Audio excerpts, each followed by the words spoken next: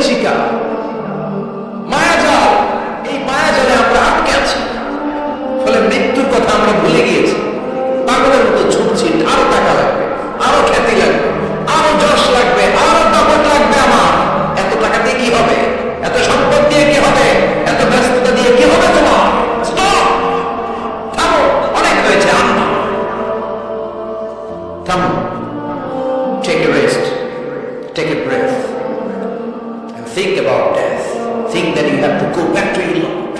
একটু বসেন না, একটু ভাবেন যে আমাকে চলে যেতে হবে, চলে যেতে হবে। এইগুলো আমার এই ব্যস্ততা, এগুলো থাকবো না আমি। সেদিন ওমর ফারুক বলেছেন, মুতু কবলা আন